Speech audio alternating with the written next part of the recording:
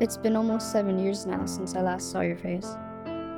I don't know why I'm thinking of you now. Of all the places, a lonely subway station. The memory of you flies its way into my brain. I'm not gonna lie and say that there hasn't been a day that had gone by without thinking about you. I'm only human, and I forget. I don't remember your inflections or your tones. I don't remember the sound of your voice anymore. I see your image in my head talking to me, but I can't hear the words you speak anymore. It's just that it's been a long time since I thought of you. I'm so sorry. I remember it vaguely, the day that you left. It's misty in my mind, but maybe it's because I locked up that memory. Selective forgetting? I think that's what it's called. You left a space inside where it was once full, and I can only really try to remember what it's like. It was the middle of summer, and we were still in college then. You called me a couple of days before, and we planned to hang out. I thought of it as a date, so I was a bit nervous. It probably wasn't a date to you. After all, we were just friends. You had someone waiting for you across the country, and I envy her a little. I'd been here all this time with you. I often looked at myself in the mirror and wondered if I wasn't good enough. Of course, Maxine always told me to stop thinking like that, and that I should put myself first and foremost. Self-love is important. That's what she would say. I miss her. I guess it's been years since I last spoke to her too, yet her words still ring in my head. I'm not good at keeping company. I'm not good at keeping friends. They all fade away regardless if I want them to stay. I was walking towards the bus stop. It was raining that day. I was frustrated because the water had crept all the way towards my stockings. I heard you calling my name. You were already there waiting for the bus. You were drenched more than me because you had no umbrella. You called for me from across the street. I walked to you as fast as I could with these heels, trying to avoid puddles. I covered you with my umbrella as we huddled underneath. A part of me was low-key glad that you didn't bring an umbrella, because if you did, then you wouldn't have been close to me. Unfortunately for me, though, the bus arrived and we got in. We sat towards the back where it was more empty. I asked if you had lunch already. You showed me your bag filled with snacks. You asked if I wanted to head back to my place to cook together for old time's sake.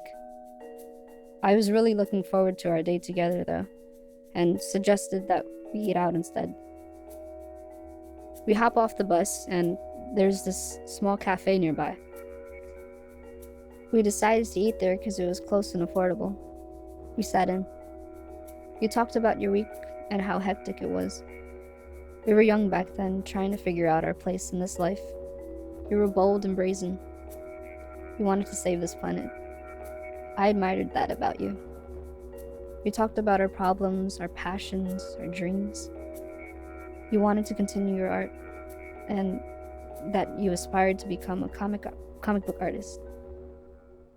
I just wanted to be with you because you made me happy. I wish I had the nerve to tell you that back then. You told me that there's this place that you wanted to go to, which is surprising because normally you're not the planning type. Most of our previous dates, we just wander and let our feet take us wherever. You wanted to surprise me this time. You called for the check. I asked to split the bill, but you insisted it's your treat. You told me that since I always cooked, I should be treated myself. I kept reminding you that I was only a prep cook at the time. You told me not to give up. You told me that I'd get there. And that made me feel warm inside. There's this low sine wave that I feel right now. Perhaps I'm imagining it. Maybe to explain this ache in my chest. I'm still here at the station, but I can hear the train is arriving soon. There's these little clicks that sound like wood blocks that tell me that the train is coming. I'm sure I'm not the only one that ever noticed that. I stare onto the tracks. Once in my life, I thought of jumping in. The thoughts creep back at times. I fight it by thinking of my pets and who would take care of them when I'm gone. I fight it by trying to forget about you. Yet here I am doing the opposite. I hop in. Inside the train, of course, and not onto the tracks. I take a seat and I stare up into the adverts above my head. A gift of happiness. A course on philosophy with just a $10 administrative fee. It makes me smile for some reason.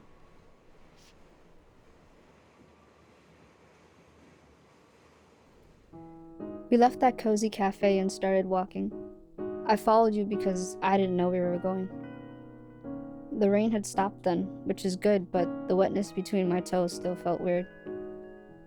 We passed by through streets and rows of people. We passed by bodegas, blasting bachata. Sometimes I can see the cat through the window taking a nap amongst the shelves of bread. The place we went to isn't very far. It's getting late though, and the sky shifted its colors into beautiful shades of orange.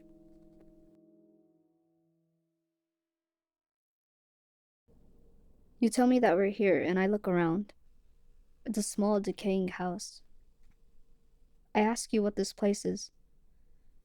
You tell me that it's an abandoned property.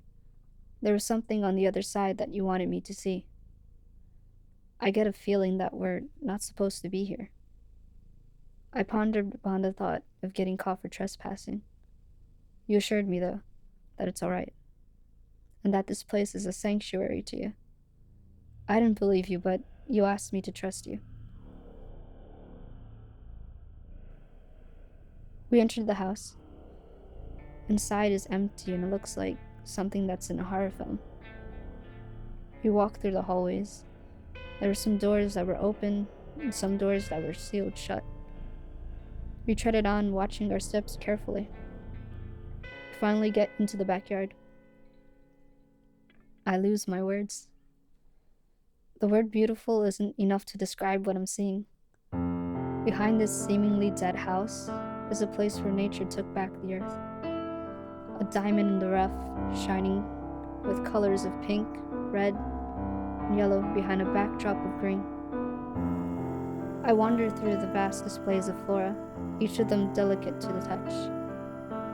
I press my nose lightly onto one of the flowers, closed my eyes, and took in the scents.